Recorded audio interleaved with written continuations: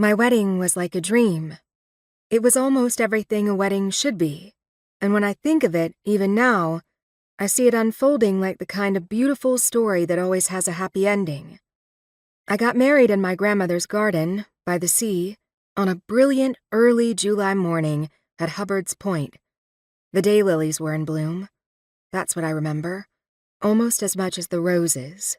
Orange, cream, lemon, golden daylilies on tall green stalks, tossed by the summer breeze, trumpeting exultation up to the wild blue sky. But the roses were my grandmother's specialty, her pride and joy. And that year, for my wedding, they were all blooming. Scarlet Dublin Bay roses climbed the trellis beside the front door of the weathered shingle cottage, while garnet and golds and pale pink new dawns meandered up the stone chimney.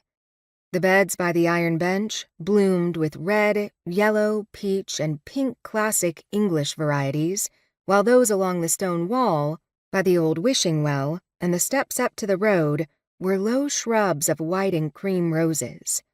A 6-foot hedge of Rosa rugosa, white and pink beach roses, lined the seawall, along with deep blue delphiniums and hydrangeas.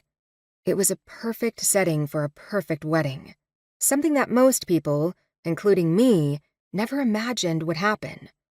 I guess I thought I wasn't the marrying kind. Let's just say that I was a little on the guarded side. I had lost my parents very young. As a child, I had been in love with our family.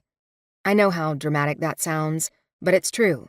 We were so happy, and my parents had loved each other with wild, reckless, ends-of-the-earth abandon. I had watched them together and taken it in, and decided, even at 4, that nothing less would ever do for me.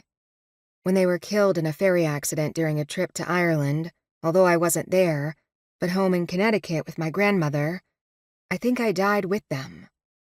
So my wedding, and everything that had led up to it, the miracle of meeting Edward Hunter and falling so madly in love with him, and being swept off my feet in a way I'd never expected or believed could happen, was a resurrection of sorts, a rising from the dead of a little girl who went down to the bottom of the Irish Sea with her parents 27 years earlier. Edward. He seemed to love me with everything he had,